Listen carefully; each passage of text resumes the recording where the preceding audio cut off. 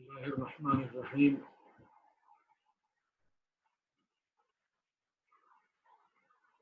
My very good friends, mentors, students, learners, teachers. Bismillahirrahmanirrahim and Assalamu alaikum.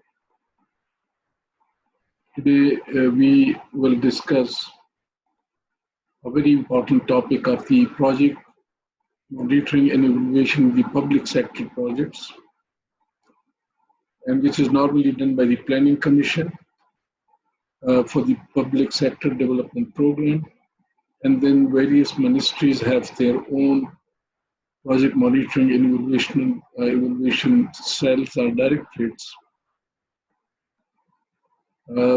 Before formal start of the lecture, I would like to recite the verses from the Holy Quran.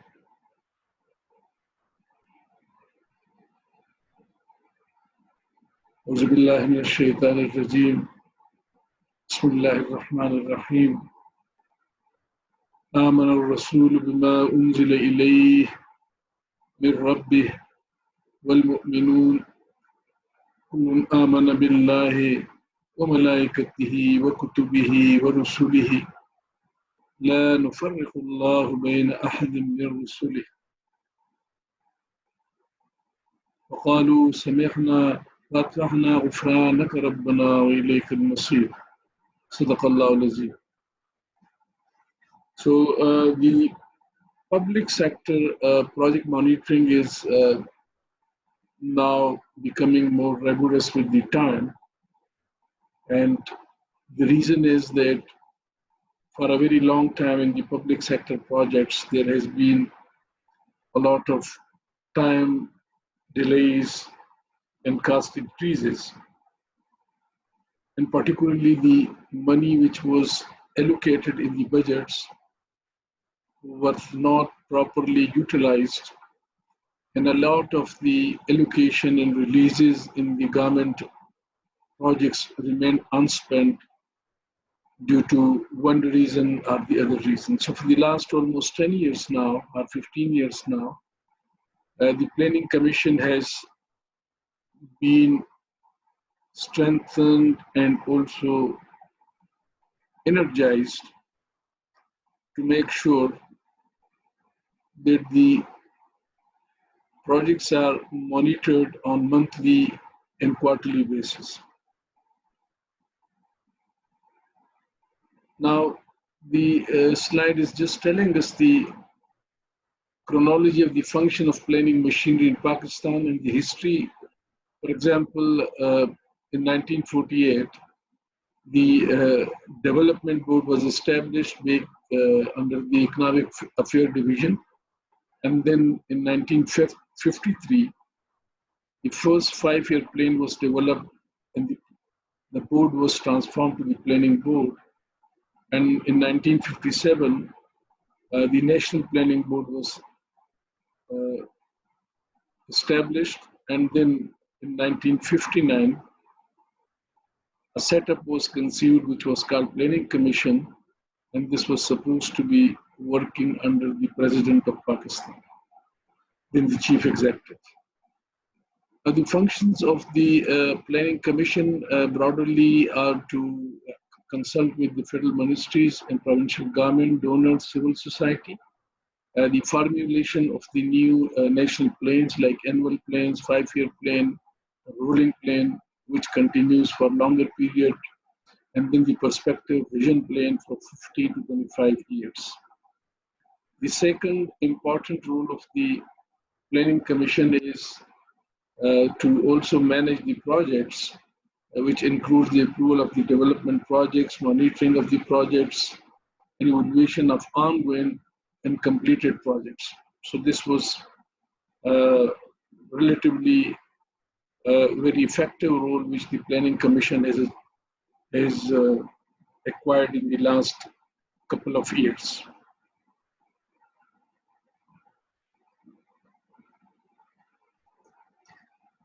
This is telling us the brief outline of the 5 of the planning process in Pakistan. For example, the Planning Commission is coordinating with the public and private bodies. They are consulting with the provincial governments, and the draft 5-year and 1-year plan is sent to all the provincial governments, and comments and inputs are then obtained from them. At the same time, they work with the Economic Affairs Division to explore the funding, the foreign funding, foreign aid. They also have the inputs from the technical professions like federal and provincial governments, World Bank, ADB, IMF, and similarly, the Prime Minister and his team also give their recommendations. Similarly, the Planning Commission consult with the private bodies of different ministries. They consult with the federal ministries, and they send their approach papers and technical papers to the consultants with the federal ministries, which is sent to the ministry. Finance division is allocating the resources and so on. And then the panel of distinguished persons, academia, industry, business, and all these. Similarly, once the draft plan for the is prepared by the Planning Commission, it is presented before the President and Prime Minister, present to the Prime Minister, and then it is submitted to the National Economic Council as a policy document, and then it is circulated of approval plan for all the provincial and federal ministries for implementation. So this is the process in which the Planning Commission is developing the 1 or 5-year plan for the development. Now the project appraisal we discussed in the initial lectures, that we include the technical appraisal, institutional, organizational or managerial analysis, social analysis, commercial analysis, financial analysis. Then there are different bodies. The first and the premier body is the National Economic Council, and the Prime Minister is the Chief Executive.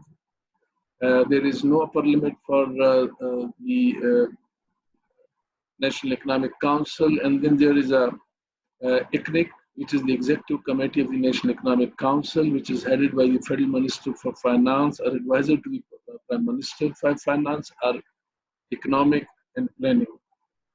There is also an Economic Coordination Committee, which is headed by the Federal Minister of Finance and Federal Minister of Economic Ministries as its members. It coordinates with the economic policies initiated by various divisions of the government. Then we have the Central Development Working Party, which is headed by the Chairman Planning Commission and the secretaries of the federal ministries, head of the planning departments in the provincial governments. Then we have the Departmental Development Working Party, which is sometimes called the Departmental Subcommittee as well. This is headed by the respective secretary, head of the department, and includes representative of Finance Division and concerned technical section in the Planning and Development Division. Then we also have the Provincial Development Working Party, which are called PDWP, and they are headed by the chairman or development board, additional chief secretary, or finance, and included secretaries of the provincial government and its members. Now, the amount of the projects which these different bodies take, normally the CDWP is taking up to 2 billion rupees of projects, and if it is more than 2 billion, that is sent to the ECNIC. If the amount is less than 2 billion, then the CDWP will take up the projects. And for smaller projects, it may go up to, I think, under 20 million. Now it would go to the DWP, the Department Development Working Party. This is the cycle which we discussed last time, that during the identification and feasibility study, we use the PC2. And once the project is formulated and we prepare the project, we develop the format on the PC1. And appraisal and approval is accorded, and we issue the administrative approval, and then the project is activated, and we provide the work and clash plan. And once the project is executed, we have the monitoring and controls, and for that we are using the PC3A and PC3B, which are basically the pro formas used for the monthly and quarterly reports. And once the project is completed, then we go to the project closing, and we are using the PC4, which is the project closing document. And then after 1 year of the projects, we conduct the annual evaluations of the projects on the PC5. Now, the various tools of monitoring in the public sector, the internal monitoring is done by the sponsoring ministry, and the external monitoring is done by the provincial PND or the project wing of the planning commission. And then within the ministry, there are monitoring cells, which are the establishment of planning monitoring in ministries. And then we have, they are have been trained to monitor the projects based on the result-based monitoring. We will discuss this. And then we have the project management evaluation system, which is an online e-connectivity e-system, which has the various the project director send the provincial PND or the land departments, that is sent to the planning commission, and the planning commission then send the progress reports to the Prime Minister's Secretariat and funding agency. So this is just showing us the line of communication from the project director of the project to the Prime Minister's Secretariat and also the funding agency. The project evaluation can be done in a couple of methods. For example, the ongoing or midterm evaluation would go for the projects, and it is to assess the project management to make appropriate adjustment with changes. The post-completion evaluation is done once the project is completed to evaluate whether the impacts of the projects have been created or not, or whether the projects have achieved their goals and objective. And there are some feedback for the future as well, which is very important for systematic integrated approach towards project appraisal, monitoring, and evaluation. The result-based monitoring is becoming very important now. There was a time that the project monitoring was more focused on the outputs, that is the tangible products or services. But now the modern monitoring system is more based on the results, which is more focused on outcomes than the output. So this is goal-orientedness, setting clear goals and results provide targets for change and opportunities to assess whether change has occurred. Causality, various inputs and activities leading logically to outputs, outcomes and impacts. So there are three things, and this is a chain of result. Continuous improvement, periodical measurement results provides a basis for adjustment, tactical strategic shift to keep programs on track and to maximize their outcomes.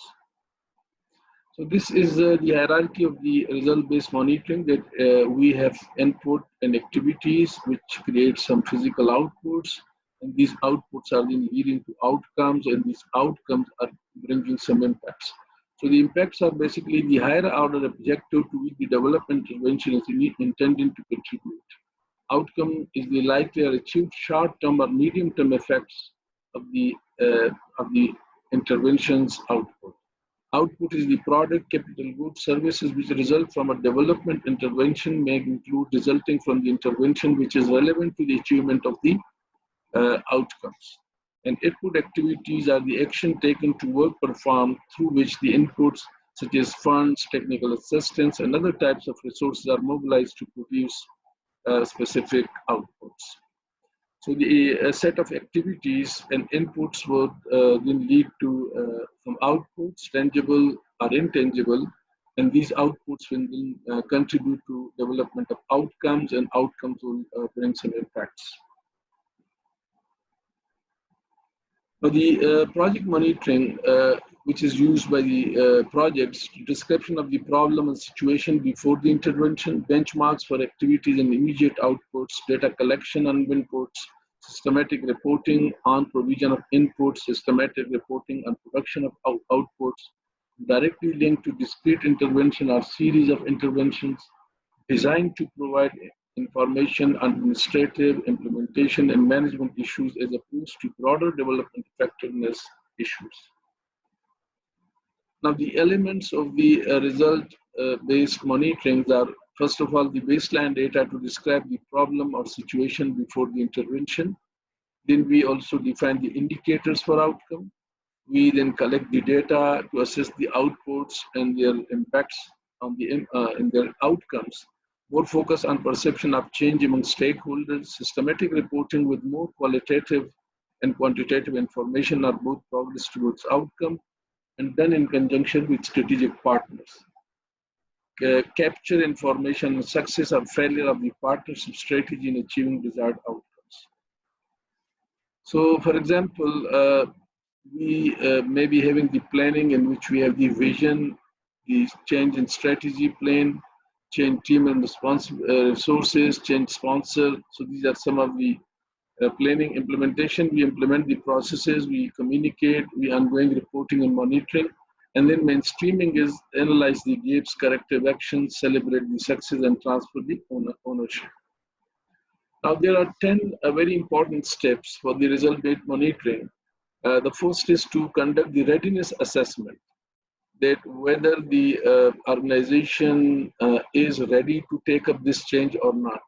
Number two, agreeing on performance outcome to monitoring and evaluate. So the first is the performance indicator of outcomes. Develop the key indicators to monitor outcomes. So for each outcome, then you develop the indicators, gathering baseline data and indicators, planning for improvement, building a monitoring system, analyzing the reporting finding, collecting and providing evaluative information, using the finding, getting data information to the appropriate user, sustaining the monitoring and evaluation system within the government organization. So these are some of the very important steps in the result-based monitoring. We discussed that from inputs, we create activities, which creates outputs, and then they create outcomes, and then the impacts are goals. So the first three are basically the implementation, the inputs, activities, and outputs, and the results are then measured in terms of outcomes, and impacts and goals. For example, we can have the inputs in the form of financial, human, material resources, and the activities may be the various tasks assigned to personnel. Transform the inputs to output. The outputs may be products or services which are produced, and the outcomes are the immediate effects, intermediate effects of the outputs on the clients, and the goal or impacts are the long-term widespread improvement side. This is an example which has been taken by the NERJIC, that there is a rehydration therapy for the oral rehydration therapy for the young child who where there is a dehydration problem in the community. So we may provide the inputs in the form of funds, oral rehydration therapy supplies, and then the trainers who can then administer these supplies. And the activities may be the media campaigns. We educate the mothers, we educate the health personnel, which are trained in the oral rehydration therapy. And in the outputs, we can expect increased maternal knowledge of and access to ORT services. And the outcomes will be certainly improvement, use of in the management of childhood diarrhea. And we can certainly establish some indicators. For instance, in the baseline, if the mortality rate is so many children per 1,000 or per 100,000, then we can establish some indicators for different stages. And by the end of the day, in long term, maybe within 5 to 10 years, we would like to reduce the child mortality and morbidity due to the diarrhea and the dehydration. This is another example of the adult illiteracy. That, for example, in the inputs, we may provide the facilities, the material, trainers. We will then the activities will include the literacy training courses, The outputs will be the number of adults completing literacy courses, and the outcome will be increased literacy skills, more employment opportunities, and long-term goals or impacts. We can expect the higher income level, increase access to higher skilled jobs. These are some of the examples. For example, the policy monitoring in the unfelt health may be decreasing the unfelt mortality rates. In the girl education program, it will have the increasing girl education attainment. The program monitoring, at the program level, we will monitoring the clinic-based prenatal care is being used by the pregnant woman. The number of girls in secondary schools completing maths and science courses. So these are the program level, and in the project level, we try to see the information of good prenatal care provided in 6 targeted villages. And in the literacy program, we can think of number of girls in 4 urban neighborhoods completing the primary education. The monitoring clarifies the program objectives, they link activities and their resources to objectives, translate objectives into performance indicators and set targets, routinely collects data on these indicators, compares actual results with the targets, and report progress to the manager. Whereas the evaluation analyze intended results were or not achieved, assess the specific causal contribution of the activities and results, examines the implementation process, explore the unintended results, provides lessons, highlights significant accomplishments or program potential, or offer the recommendations for improvement. So the result-based monitoring and evaluations are generally viewed as distinct but complementary functions. Each provides its different type of performance information. Both are needed to be able to better manage policy programs and project implementation. Implementing result-based monitoring and evaluation system can strengthen the public sector management, project management. Implementing result-based monitoring and evaluation system requires commitment by the leadership and staff alike. We are discussing a political process with technical dimensions, not the reverse. So this is a policy, one policy area, which is education. We have the outcome, for example, the nation's children have improved access to the preschool program, number 1, and number 2 is the primary school learning outcomes for children are improved. So these are the 2 outcomes, and we will see that we have established 2 indicators. The percent of eligible urban children enrolled in the preschool education, that will be the indicator, and the percent of eligible rural children enrolled in the preschool education. For the second outcome, we have one indicator, that percent of grade 6 students scoring 70% are above on the standardized maths and science test. Now the baseline, okay. So the indicators direct and possible reflection of the outcome itself, sufficiently precise to ensure objective measurement, calling the most practical, cost-effective collection of the data, and sensitive to change the outcome, but relatively unaffected by other changes. This aggregated is needed when reported on the outcome. Now going to the baseline data, we can have the data source, data collection method, who will collect the data. So this is the baseline data information.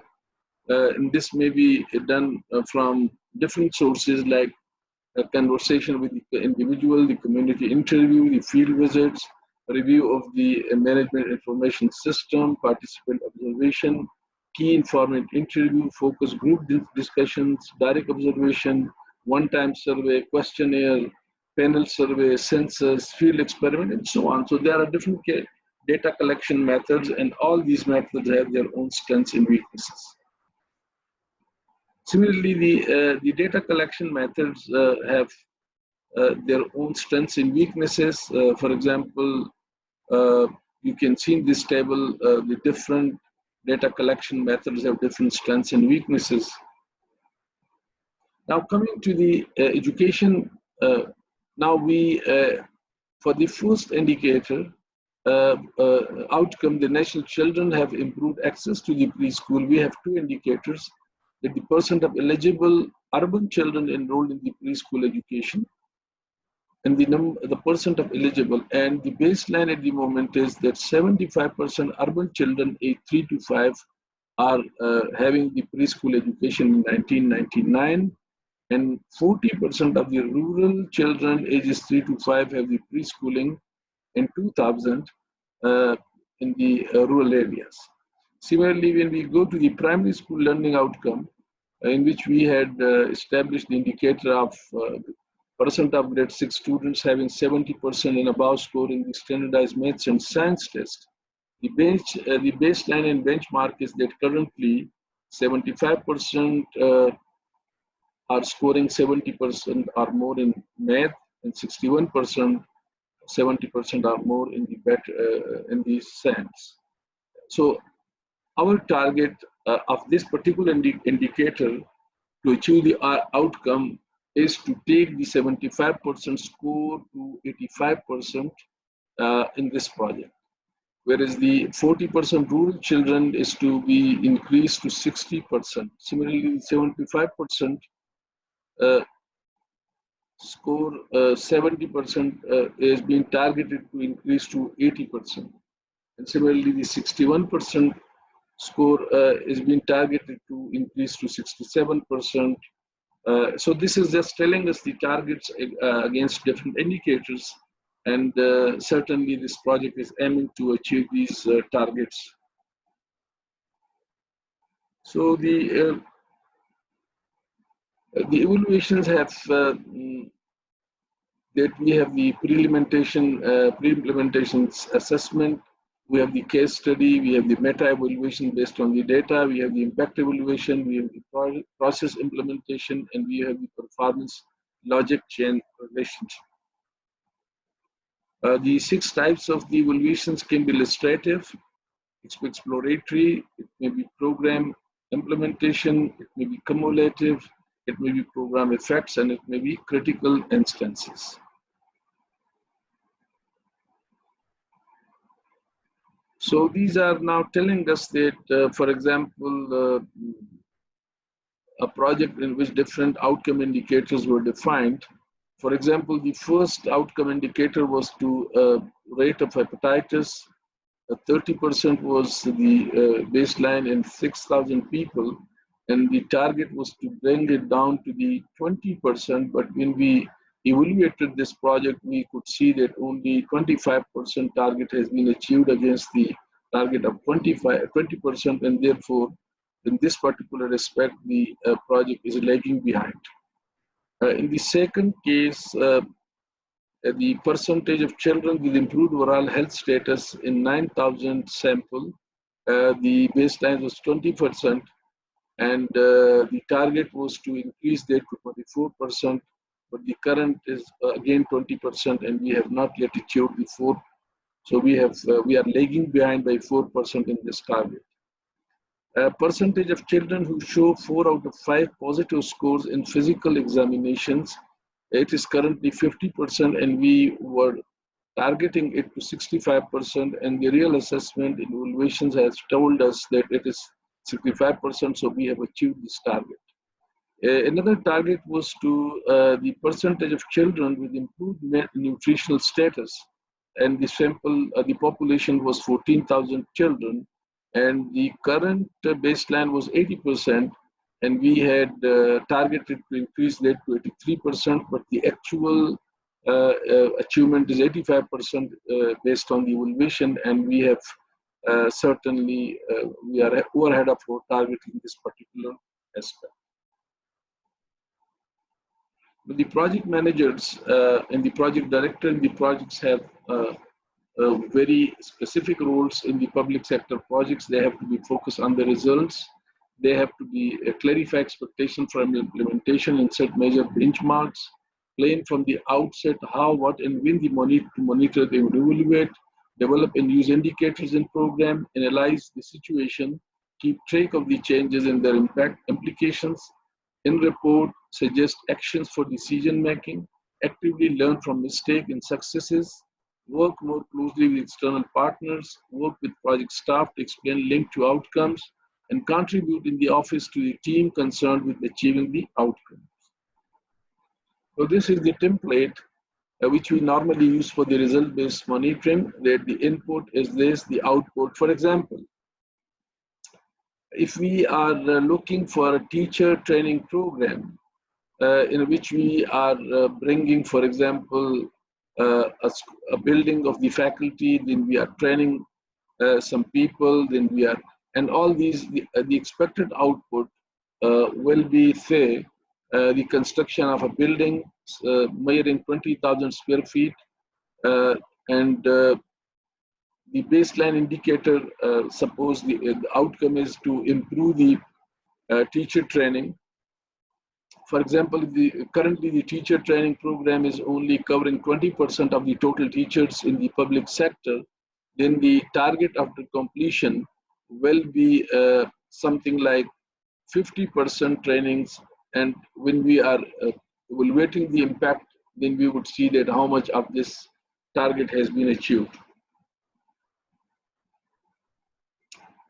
The ECNIC has decided that after the approval of the project, the executing agency implements the project according to the provision of PC1. There is no need for revision of PC1 if completion cost is within the permissible limit of 15% of the approved cost and scope of the project is approved in the PC1.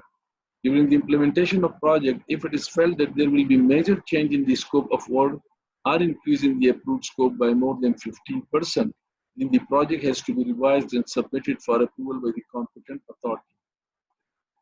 The project is approved with a specific period of completion due to certain reason. If extension is implementation of the period is required and it is inevitable to achieve the planned objective, the principal accounting officer of ministries divisions is competent to accord extension in the implementation period, but within the approved cost of the project. So certainly the cost increase will not be included in this extension, and the department has to manage the construction or the completion of projects within the approved budgets.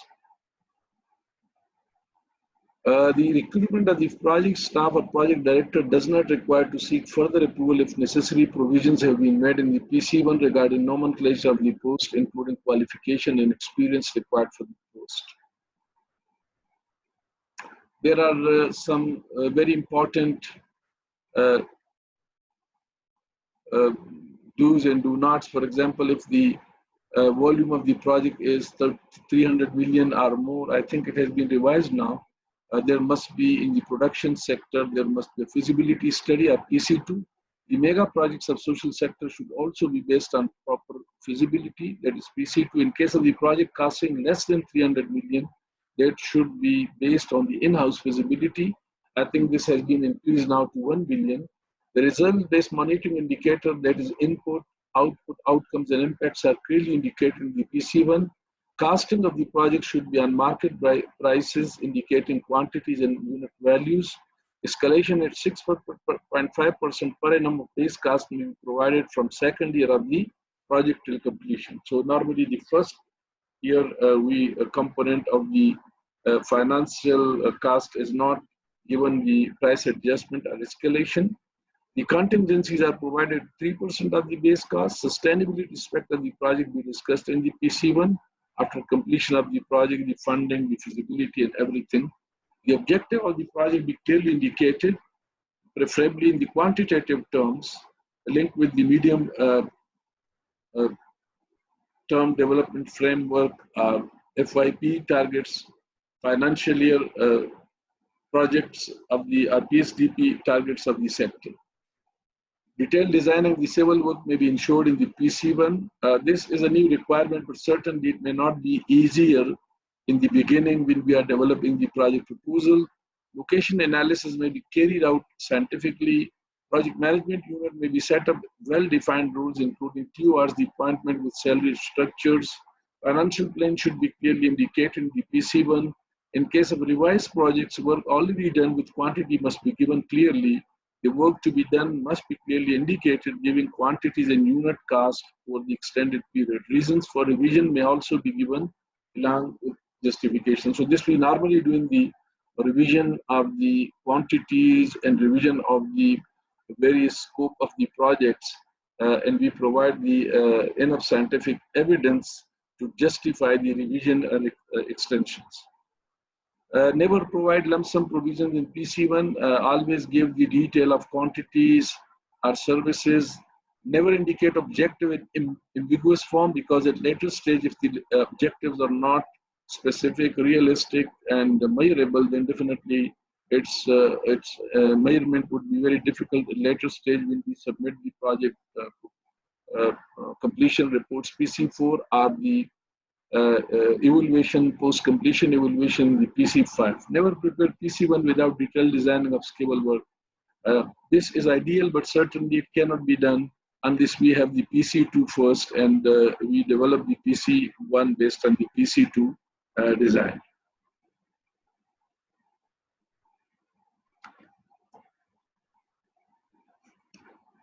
During the implementation stage, the project directors have to take a lead role in the project implementation. They have to get the financial and administrative powers from the principal accounting officer. They should get the fund allocated in the priorities committee meeting.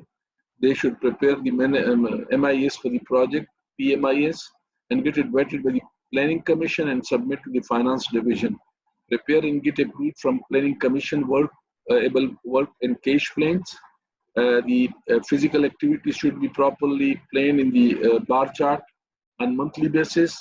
Then they develop the activities in advance on monthly and quarterly basis. And then they develop the result-based monitoring indicators, metrics for the project in terms of inputs, output, outcomes, and impacts. In case of any issue problem faced in the implementation, take corrective actions by informing the concerned authorities, including the project, when get the monthly expenditure reconciled with the AGPR beings if the case may be. Ensure the periodic checking of the inventory and stock of timely replenishment. Ensure maintenance of logbook of vehicles. Assign specific duties to the team members unambiguously. Always discuss about the project activities with your team on regular basis for sharing the project information. At the time of award of contract, if it is found that the cost of the project would exceed the approved limit of 15%, get the project revised and approved by the competent forum before implementation. If there is a major change in the scope of the project that is 15% or more, get it project revised immediately and approved from the competent forum. If the project cannot be completed within the approved time frame, get the desired extension from the principal accounting officer and inform the project of the planning commission and finance division. This is really very important, because if the project is not completed within the given time, the project director and the project manager should take up the case in a very timely manner for the extension in the time to the principal accounting officer, because if this is not done, then certainly the project will be dropped from the PSDP, and then funding for such kind of projects would be a very difficult propositions. If there are several projects under implementation in organizations, separate accounts of each project should be opened. Similarly, separate accounts books are maintained for each project. If expenditure is on head, in one hand is expected to exceed the allocated amount with the reappropriation of funds by the principal accounting officer before incurring the excess expenditure. Appointment of project director should be made through committee proposed by the planning commission. All the appointments in the projects are made in transparent manner, advertising the post and press. The contracts should be processed and awarded by following the procedures contained in the public procurement rules. Project purchase recruitment committee be formed with the approval of the principal accounting officers. Regular meeting of the steering committee approved in project must be ensured. Computerized accounting of the projects for quickly and timely supply of data and reconciliation must be operated. Proper coordination among the different stakeholders must be ensured in case of implementation of the national programs. We have to avoid certain steps. For example, no revision of PC1 is required if the cost increases due to depreciation of Pak rupees in foreign exchange cost. So in many cases, we have seen that the foreign exchange component is highly fluctuating. And if there is any increase in the price beyond 15% due to the foreign exchange fluctuation, then it would not require any PC1 revision. Don't incur expenditure in excess of 15% of approved cost before revising the project. Don't spend expenditure beyond approved limit. Never incur expenditure in excess of allocations from any other source except approved by the competent authority. Never violate the government rules, procedures in purchase of goods and recruitment of staff. Don't hide any information fact from the monitoring officer. During the monitoring of the project, we have to ensure completion of the project within approved cost and time, chase the target of the year, monitor project activities on monthly basis, email monthly expenditure statement to project wing by 5th of every month, prepare quarterly reports of the projects for quarterly review, meeting to be held in the planning commission, share problems issue handling the successful implementation of the projects with monitoring officer of the project wing of the planning commission. Don't hide any information or data from the monitoring officer because they facilitate and resolve the issue problem faced by the projects.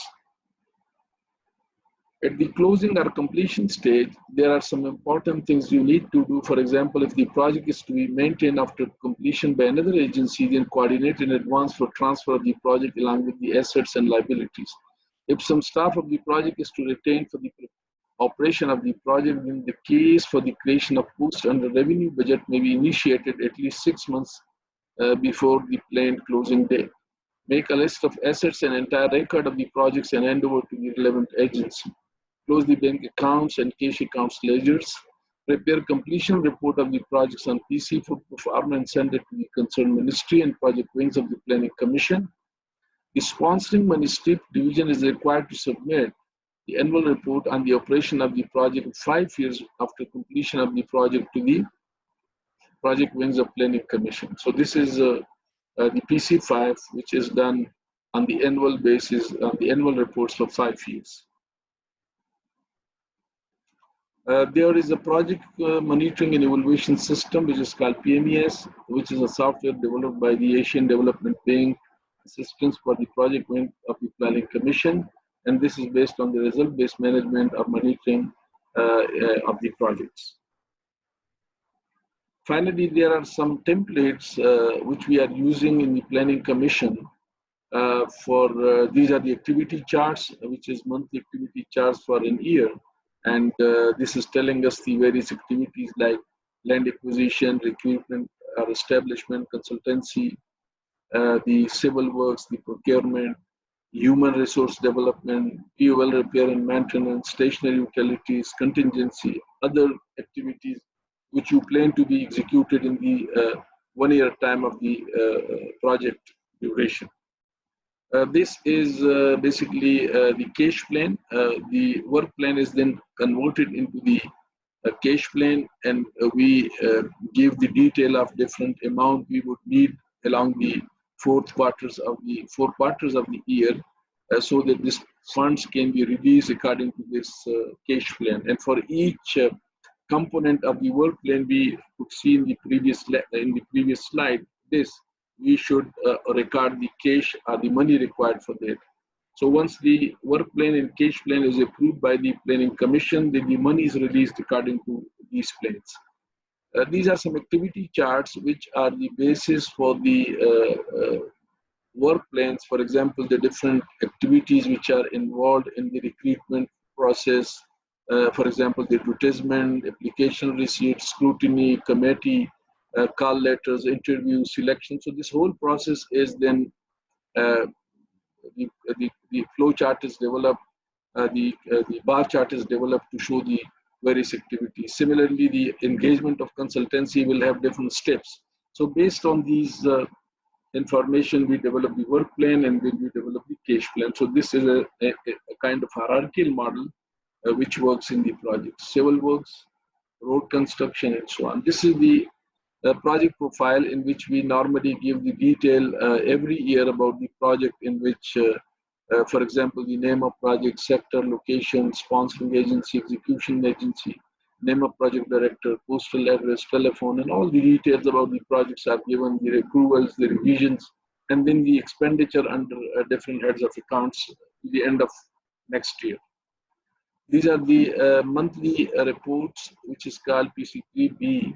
And these reports are just giving us the various impediments or obstructions to the execution of projects. So these are, we will discuss in a separate lecture the development of the project proposals, the PC2, PC1, PC3, and PC4. So we will take up a separate lecture to explain all these different aspects of the planning document. So thank you very much. I think this is the last slide. And the last statement by the Randy Stoker, making connections, community organizations, empowerment planning, and participatory research and participatory evaluation. So he says, evaluation, especially when it is focused on how well the organization or program is meeting its goal, can be quite turbulent. One of the best ways to prepare for and forestall this turbulence is to make the evaluation process part of an overall planning process. So when you are developing the PC1 or you are developing the project proposal, your evaluation process must be built into that so that you can later on monitor and control the projects more realistically. And I think the result-based monitoring is one of the best solutions to achieve this end.